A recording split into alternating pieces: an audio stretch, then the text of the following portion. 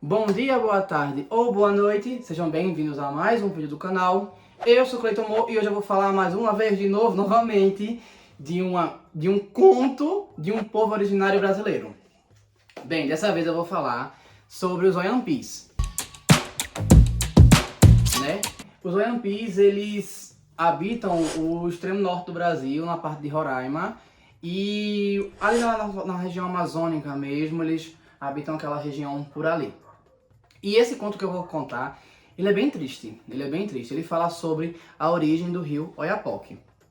Bem, esse conto fala o seguinte, que em tempos primordiais, né, quando aconteceu uma grande catástrofe, porque assim, alguns índios, eles migravam, tipo, aqui tá acabando o alimento, ou tá tendo alguma praga, ou alguma coisa desse tipo, eles começavam a procurar outros lugares, né, vamos supor, aqui tá numa tribo, e aí fazia assim, galera, vamos procurar um lugar novo para habitar, aqui tá ruim, então um grupo ia para um lugar, outro grupo ia para o outro, grupo para o outro, e no final do dia eles se reuniam para poder, ou não necessariamente no final do dia, dependia quanto eles andassem. Depois de um tempo, se eles achassem um lugar bom, eles voltavam, falavam com o povo, né, olha, a gente acha um lugar lá, assim, assim, assado, vamos para lá, vamos esperar fulano voltar, ou coisa desse tipo, né, para poder migrar para um lugar que eles pudessem, que fosse melhor para a situação deles. E estava passando por essa dificuldade.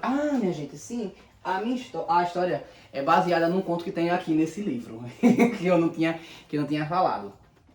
Enfim, e aí se conta que nessa época estava muito seco, estava tendo muita doença, tinha muita gente adoecendo, a vegetação não estava sendo suficiente, né, o cultivo deles não estava sendo suficiente, eles não estavam conseguindo lidar com os problemas que estavam lá, né, do que eles usufruíam da natureza. E aí, uma índia chamada Tarumã, ela estava grávida, ela participou desse momento de tipo, vou procurar um lugar melhor pra gente ficar. Ela foi nesse intuito para que, como ela estava grávida, né, ela pudesse encontrar um lugar melhor para criar o filho ou a filha, né, que viesse a nascer, que não passasse por toda dificuldade para criar a criança. E aí ela seguiu um caminho, ela foi indo, até que chegou um momento, ela não estava achando nenhum lugar melhor. Até que chegou um momento que ela cai no chão, muito cansada, muito triste e assim, sem forças mesmo, né? Porque ela não estava se alimentando direito, ela não estava bebendo água direito, ela não tava conseguindo, porque como eu falei, era uma época de seca e estava muito complicado por lá. E aí ela lamenta, porque ela diz, eu vou morrer e meu filho vai morrer junto. E é muito... só assim, fica lamentando sobre essa questão, olha pro céu e fala, Tupã, Deus Supremo, né, para eles, o Deus que é representado pelo Sol e tudo mais. Tupã, por favor, me dá uma chance de continuar a viver para eu poder criar minha criança, para ela não morrer no meu ventre e tudo mais. Ela pensou na criança, né, mãe, né? E aí Tupã concede a bênção para ela de transformá-la numa cobra gigante. Como uma cobra, ela poderia rastejar, né? E aí, nesse conto, se trata como se, nesse caso, por causa disso, a cobra gastasse menos ATP para sobreviver e pudesse passar por isso. E aí vai caminhando, continua a peregrinação dela até achar um lugar que preste. Só que aí, antes dela achar esse lugar, a criança nasce. E ela fica lá, tem lá as do parto, contrações e tudo mais, e a criança nasce. Ela morreu de medo que a criança fosse uma cobra, porque ela, tudo bem virar uma cobra, porque ela, a um momento ela provavelmente seria excluída pela tribo, coisa do tipo, né? Ela teria esse receio, mas a criança, sendo humana, ela seria recebida e pelo menos isso, mais uma vez pensando na criança. E a criança nasceu como uma humana, uma menina. E aí ela agradece a Tupã por ter conseguido esse objetivo, né, dela, e aí ela volta a continuar a sua peregrinação. Até que depois de vários dias andando, muitos meses depois, nesse caso agora rastejando, ela consegue chegar a um lugar que não estava sofrendo pela seca, tinha abundância de alimento, tudo mais, um lugar muito bom para até o povo dela se instaurar, né, para ele se instalar por lá e ficar por lá. E aí ela se recupera, né? Passa o tempo lá para se recuperar um pouquinho e volta ao povo dela, né? Volta à tribo que ela pertence, para comentar pro povo, galera, vamos lá, vamos voltar, achar um lugar massa, a gente vai sair desse sufoco aqui, a gente vai sair dessa dificuldade aqui.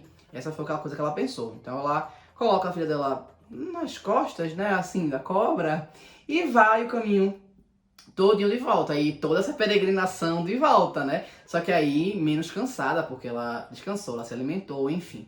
E aí ela vai o caminho todinho. Só que o problema é o seguinte, quando ela chega na tribo, acontece o que ela temia. As pessoas não interpretam que ela era Tarumã, a Índia, né? Eles acham que é a grande cobra que sequestrou um bebê. E antes que ela pudesse falar e explicar a situação, eles começam a flechá-la. Eles pegam seus arcos e flechas e começam a atacá-la. E ela tenta evitar as flechas, algumas acabam atingindo ela, mas não chegam a feri-la, porque como ela tá com na lenda fala que as escamas dela resistem, né? Ah, e mais uma observação. Muitos índios brasileiros temiam a grande cobra. Isso é uma coisa comum para vários povos originários brasileiros. Eles temiam a grande cobra, uma cobra gigante, que eles acreditavam que podiam, como é que diz, sequestrar pessoas, matar pessoas, afogar pessoas que moravam nos rios, enfim.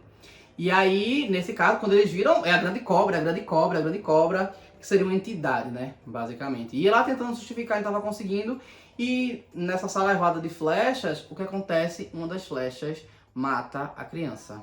Ela acerta a criança em cheio e mata a criança.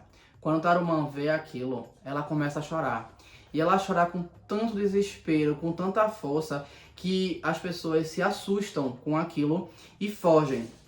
E o silvo dela ecoa por toda a floresta.